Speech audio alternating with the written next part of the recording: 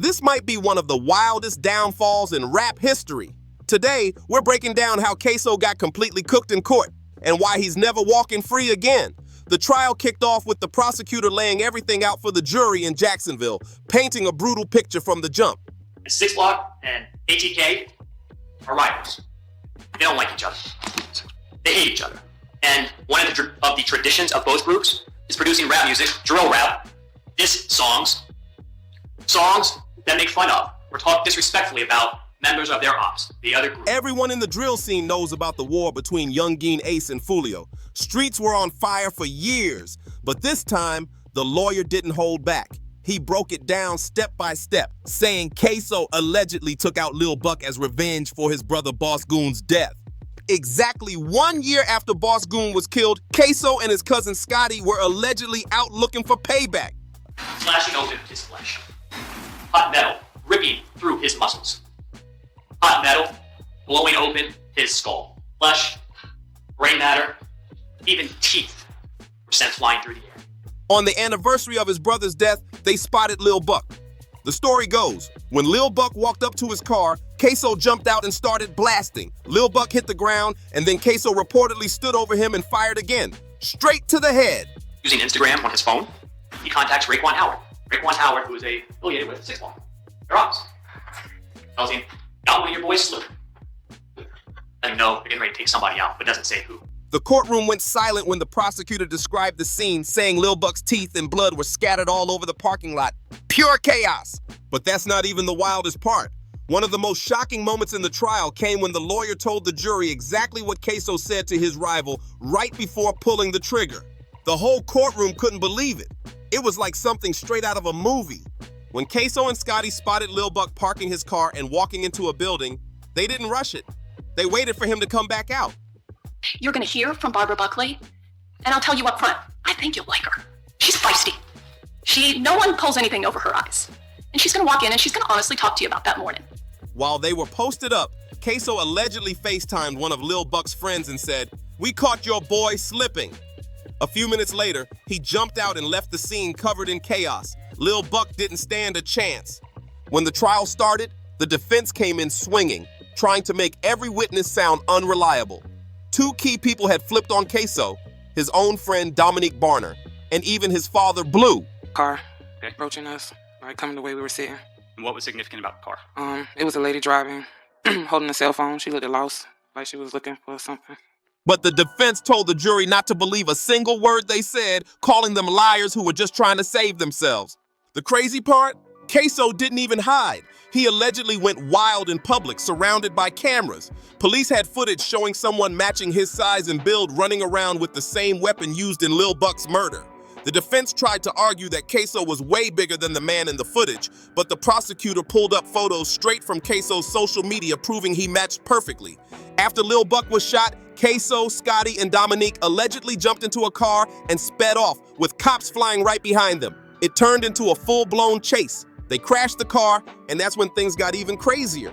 Ksoo supposedly took off on foot. He ran through the woods, ducking cops left and right until someone spotted him coming out into a neighborhood.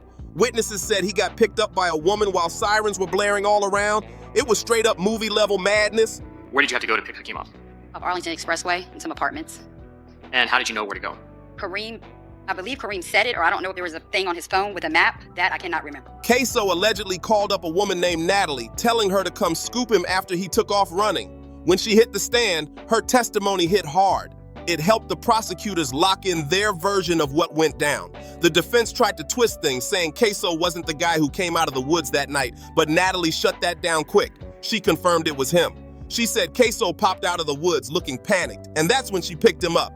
That statement alone made the courtroom go quiet. Natalie didn't do Ksoo any favors, but the real damage came from another key witness, his own homie, Dominique Barner. This was the same guy who had been through the whole thing with him. Are you familiar with a local rap group called ATK? Yes, sir.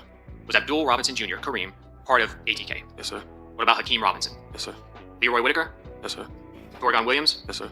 After the crash, Dominique helped Scotty break into a house and even kidnap a woman, which had him facing serious charges himself. Even after he took a plea deal and agreed to testify, Dominique was still staring down 20 years in prison. On the stand, Dominique didn't hold back. He told the jury straight up that ATK was a real gang and that both Ksoo and Scotty repped it hard. Then he started talking about the drill tracks and how the beef from the music turned into something deadly. According to Dominique, Lil Buck dropped a diss track targeting Ksoo's brother, Boss Goon, and that's what set Ksoo off. Dominique even said he DM'd Lil Buck after hearing the song, warning him to chill with the disses before things got ugly. If you know, what does the lyric "smoking on Willie" mean? You smoking on a dead person. Is that a good thing? What's a bad thing? Was, excuse me, Abdul Robinson Jr., Kareem, aware of this song? Yes, sir. What about Hakeem Robinson? Yes, sir. Leroy Whitaker? Yes, sir. Were they upset over that song? Yes, sir. But Lil Buck didn't stop. Dominique then tracked down his address and figured out what kind of car he drove. After that, Dominique, Ksoo, and Scotty pulled up to the apartment complex where Lil Buck stayed. But they didn't catch him that day because he was out of town on vacation. The revenge was brewing, just waiting for the right moment to explode. Once they found out Lil Buck was back from his vacation, things got deadly fast. Dominique, Ksoo, and Scotty allegedly geared up and went sliding again. They pulled up near Lil Buck's spot and waited for hours, just watching and waiting. As soon as Lil Buck came outside and got in his car, they tailed him through the city, following close behind. When he stopped at a shopping plaza and went inside a building, they parked up and stayed low, watching every move from the whip. Once you found out where Charles McCormick lived in December of 2019, why wasn't he killed right away? Because he took a vacation. Charles took a vacation? Yeah. Dominique later confirmed that this was when Ksoo FaceTimed one of their rivals and bragged, saying they had caught one of their homies lacking. It was cold-blooded. Moments later, Ksoo jumped out of the car, ran up on Lil Buck, and the whole scene went down in seconds. No hesitation, just chaos. After the shooting, the trio tried to make a break for it, but it didn't last long. They crashed their car, and that's when things spiraled even further.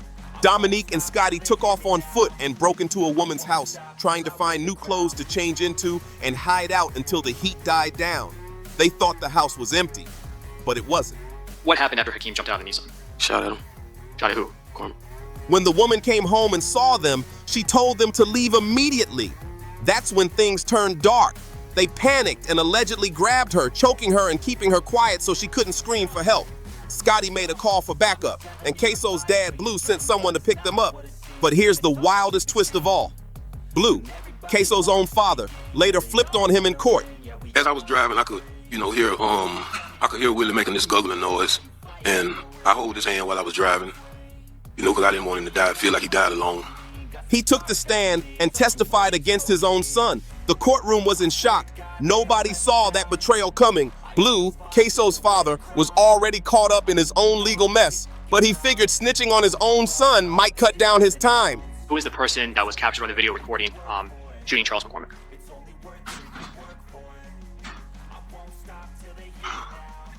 My son, What's your son's name? Hakeem. It was a shocking move that nobody expected. Prosecutors said the killing of Lil Buck was straight up revenge for Ksoo's brother, Boss Goon, and they claimed Blue had been there the day Boss Goon was murdered. According to Blue's own testimony, he was behind the wheel that day when a group of shooters pulled up and opened fire on their car. Blue told the courtroom he was holding Boss Goon's hand as he took his last breath, a heartbreaking moment that made everyone fall silent. But that wasn't the end of the family drama.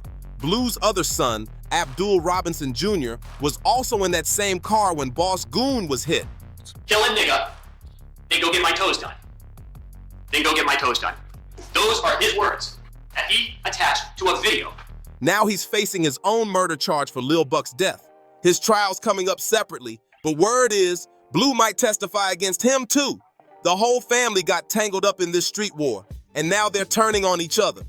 On the stand, Blue revealed that Lil Buck was tied to the 6 Block crew and had long-running beef with Ksoo and the ATK camp. After Blue picked up Scotty and Dominique from the house they broke into, he drove them behind a Burger King where they burned the clothes they'd been wearing during the shooting. Dominique and Scotty allegedly told Blue everything that went down, and he helped them clean up the mess, thinking it would all blow over. But when Blue got locked up and started facing serious charges himself, he flipped completely. In court, he confessed that Ksoo was the one who pulled the trigger on Lil Buck. That moment sealed Ksoo's fate, and the whole courtroom knew it. Testifying against your own son is wild enough, but for Blue, It wasn't even the first time. Back in the 90s, he had already snitched in court before. He worked with the feds in a case against a police officer and later even became a confidential informant. So when this new case came around, flipping on Ksoo wasn't exactly out of character, but it shocked everyone anyway. Blue had his own legal problems too, caught up in another serious case. But once he pleaded guilty to being an accessory after the fact and agreed to testify against his son, his sentence dropped big time, from life behind bars down to just 20 years. That deal made the courtroom buzz. Prosecutors had it all: witnesses, flipped friends, and even DNA linking Ksoo to the murder. But what really locked him in wasn't just what others said, it was what he said himself. Ksoo couldn't stop bragging online after Lil Buck's death, basically telling on himself. On top of that, he was already facing another murder charge tied to Fulio's homie, Lil Bibby. And when he found out, his reaction went viral everywhere. People had been talking about how Ksoo self-snitched on Bibby, but most didn't realize he did the same with Lil Buck too. In his track Bang It Out, he showed off the same gun that prosecutors say was used in the hit, then even posted photos holding it afterward. The evidence was crazy, and it didn't stop there. Right after the murder, Ksoo went to get a pedicure and posted a caption that made jaws drop. "Kill a dude, then get my toes done." During trial, the prosecutors actually read that post out loud. The whole courtroom went silent before exploding in disbelief. By the time the trial ended, it was clear Ksoo and Scotty were done for. There was no coming back from that. By the end of the trial, the defense had nothing left. No arguments, no solid evidence, nothing that could save Ksoo or Scotty. The prosecutors hit them with proof from every angle: DNA, witness testimony, videos, and even Ksoo's own post where he practically told on himself. In the end, both of them went down for murder, and the whole thing exploded across social media. After the verdict, Ksoo jumped on Instagram and posted a story saying the jury was against him because they were all white, and he claimed the judge was too. His reaction went viral instantly, with people arguing online about whether he ever had a fair shot in court. But no matter how you look at it, Ksoo had crashed out completely, betrayed by friends, family, and his own mouth. The truth is, there was almost no way he could have beaten the case. The cops had everything lined up: DNA on the scene, camera footage, witness statements, and that constant stream of self-incriminating posts. Now Ksoo's looking at life in prison, and things are only getting worse from here. Even if, by some miracle, he manages to appeal and beat the Lil Buck conviction, he's still got another storm waiting: the murder case of Fulio's homie, Lil Bibby. And word is, the evidence in that case is just as bad, if not worse. Ksoo's sentencing for the Lil Buck murder is scheduled for September 2025, and right after that, he'll be back in court again for Bibby's trial. It's like one downfall after another, a total collapse of what could have been a major rap career. If you've been keeping up with this wild story, make sure to like, comment, subscribe, and share, because this case is far from over, and you know we'll be breaking down every twist that comes next.